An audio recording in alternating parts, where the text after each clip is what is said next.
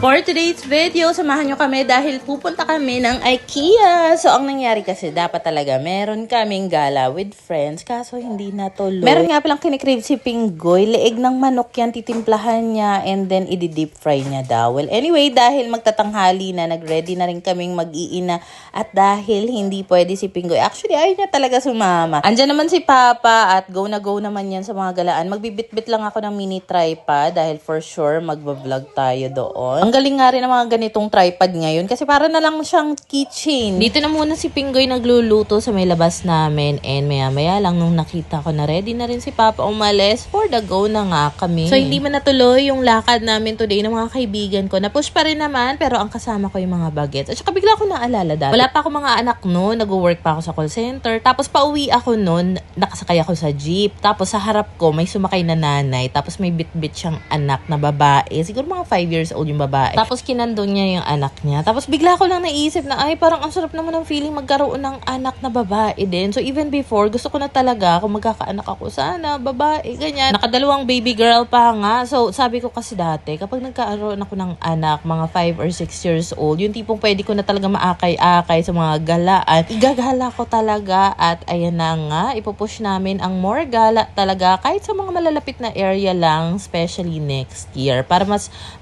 expose ko naman yung mga anak ko sa mga lakaran. Hindi yung lagi lang kami nasa bahay. Hindi naman kailangan gumastos. Like sa mall, tingin-tingin lang naman, tamang kain lang. Pwede na yun. Andito na nga po kami sa IKEA. Actually, dito rin talaga dapat kami magkikita-kita ng mga kaibigan ko. Ewan ko ba bakit ganun. Kapag meron akong lakad na planado, tapos hindi natuloy, parang gusto ko pa rin makaalis. Kasi parang sa isip ko, nakaset na siya. Ganun. First time nga pala ni Papa dito sa IKEA. At syempre, siya na nga yung mga pinagkukuha ko dito ng mga gusto nilang kainin. So, syempre, yung cake na yan, napakasarap kasi niyan.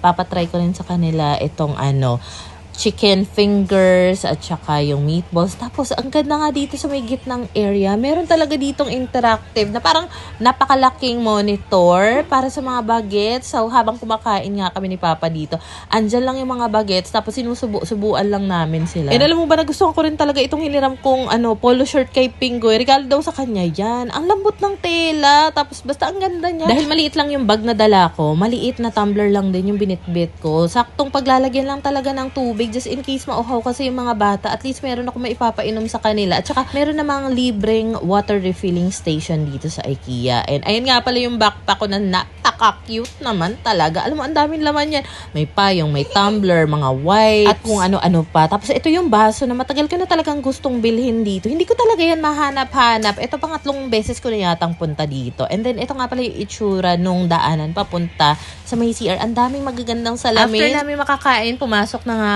kami at unang bumungad sa amin etong mga laruan ng mga bagets, and meron ako nakita dito ng potty trainer. Sobrang cute nito, and kukuha ko ng isa kasi meron naman sila talagang potty trainer noon. Ewan ko ba, dahil lagi nakatambak, naaalibadbaran ako. Ayun, pinamigay. Alam mo, hindi ko talaga in-expect na may enjoy nila, especially ng mga bagets ko, yung pag-iikot dito. Tapos diba sa apartment, meron nga silang ganitong upuan at lamesa. And before, may mga nagko-comment na, ay, sa IKEA may ganyan din. Eh, hindi pa naman ako nakakita ng ganyan sa IKEA ngayon. Ngayon na lang talaga.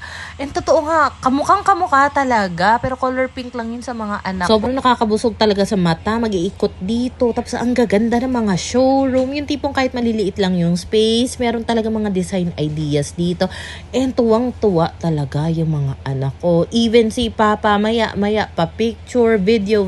Alam mo, gusto ko talaga magkaroon ng vanity area someday kapag nagkaroon kami ng sariling bahay. And gusto ko talaga spacious siya para mailagay ko doon yung mga pang skincare, makeup, ganyan. Tapos ang gaganda ng mga selections dito. Grabe, nakaka-inlove talaga. Pero hindi tayo bibili ng mga ganyan. Saktong tingin-tingin lang. Pero sa lahat na nakita ko, ito yung pinaka-bet ko dahil minimalist lang yung atake. Nag-video na rin ako ng cabinet dito kasi kailangan ng best friend ko na si Tiffany ng cabinet from IKEA. So, ayan, binidyohan ko para ma-send ko nga sa kanya just in case na mabetan niya. Pwede niyang orderin online. First time nga rin ni Papa dito, kaya naman talagang siya nag-twinkle talaga yung mata niya kakatinginin sa mga showroom. Iba-iba kasi talaga yung motive, yung theme, kada kwarto or kada display ng mga showroom. So, hindi rin kami nagmamadali talaga. Ini-enjoy namin yung pag-ikot dito. Then, maya-maya, bigla may tumawag sa akin. Talaga? Ano name mo po? Peter. Peter. Pinakamalapit na exit, ito boss, no? Ayun. Alam mo rin ako ha, Papa Arnel. Actually, siya yung namukhaan ko agad. Papa Arnel. May TikTok ka na po. Oh, meron na ako. Follow So, up. ayun nga, bigla may tumawag ng pangalan ko. Tapos nanonood daw siya ng mga videos ko. Ang una daw niyang nakilala, si Papa. So, hello, Peter. Alam mo ba, sobrang kilig kaya ni Papa. Kasi may nakakilala na daw sa kanya. Piling sikat na nga talaga.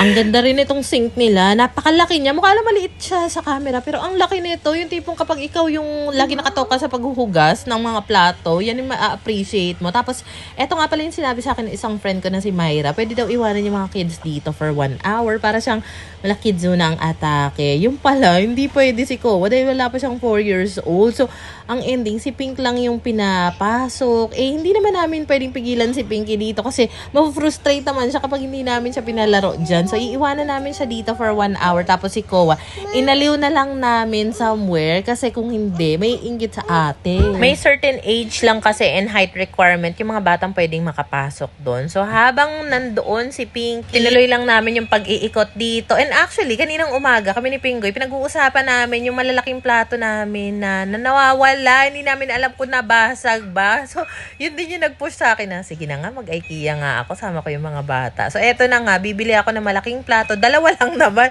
Tapos, isa para kay Papa. Kasi, may ibang plato naman kaming ganito, galing kay Shera. Medyo maliliit siya. Eh, gusto namin ni Pingoy may malalaki. Tapos, gusto rin daw ni Papa ng picture frame.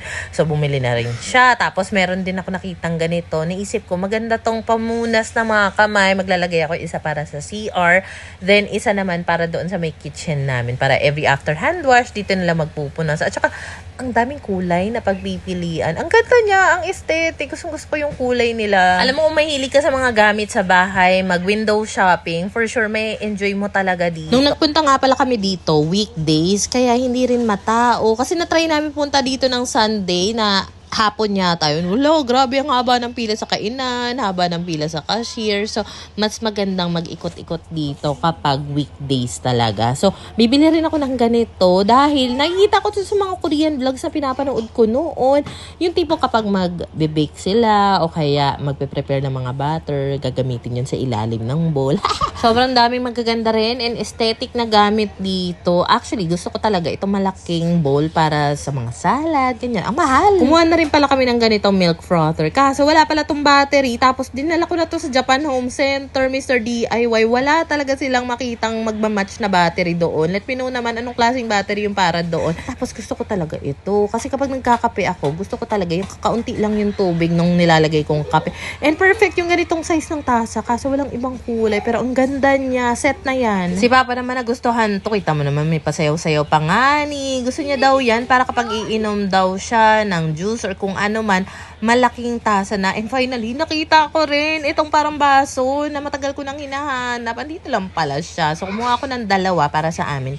Isang ganong baso para kay Papa naman. So, kakaunti lang talaga yung mga pinamili namin. Tamang ikot lang talaga. At saka tingin-tingin. At saka ang mura lang din naman ng mga pinagbibili namin. Siguro yung mga yan, kasama yung ano ba tawag nito? Yung potty trainer. Nasa around 1.3 or 1.6 lang yata yung inabot. Then, merong area dito na self-packing. Lahat ng mga plato, baso mo na gusto mong maingatay kung magbabalot talaga. Inabot na nga kami ng gabi dito. Kaya naman, for sure, ubos na yung mga energy ng mga baget. May nakita ako sa terminal. May van. Nagtanong ako kung merong biyaheng papasita. Meron naman daw. Hindi rin naman kami natagalan sa biyahe. Natagalan lang kami sa pag-aantay mapuno nung van. So, eto nga pala ang quick haul that nobody asked for. Etong potty trainer nasa around 360 something yan. Tapos ito, I think nasa 99 pesos. Ice cream scooper around 69 pesos yata ito. Mga chocolate, mga 90 pesos ang price. Then ito, 99 pesos ito para siya kay Papa. Kasi tuwang-tuwa talaga si Papa dito. Ang laki niya talaga. Tapos etong maliliit na bowl for kandila or mga sauce. And finally, nahanap ko na nga itong baso na gustong-gusto ko talaga. Itong maliliit na bowl para sa kandila or pwede rin sa mga sauce. Kasi may nakita akong ganito sa Japanese resto na kinain kinainan namin. 19 pesos each yan. So, eto namang malalaking plato, kung tama yung pagkakaalala ko, 49 pesos yata to. 10 inches na yata yung laki niya. Etong mga picture frame naman ni Papa, I think 70 pesos each yan. Tapos, itong mga towels, 60 something. Frother for 69. Masarap din tong gummies na to. Hindi rin siya katamisan. Gusto-gusto ni Kowa yan. And finally, meron na akong ganito. 4 na piraso na nga pala siya sa isang set. Nakalimutan ko kung magkano. 160 pesos yata yan. Or basta less than 200. Ganon. Tapos pinagtatanggal ko na rin lahat ng mga tag. Even yung mga stickers naman na nakadikit sa product nila. Madali lang alisin. Madali lang tanggalin. Unlike sa iba. Kapag bibili ka sa mga dep store tapos yung mga sticker. Diyos ko, ang hirap talagang tanggalin ng mga sticker. Bakit ganon? Pinagtutupi ko rin ng ayos yung mga brown bag na ginamit bago ko ilagay sa mga basurahan kasi kukunin niya ng mga ngalakal. Tapos may binili rin para ako maliit na cactus dito. Wala lang. Pang arte-arte lang. Nasa around 69 pesos. Pinagbubuksan ko na rin pala yung ilang mga bagong parcel na dumating sa akin para magawan ko ng content after. And then nagising na rin pala si Pinggoy. Mag-ready na siya dahil papasok siya ng work. So, ayun lang muna for today's video.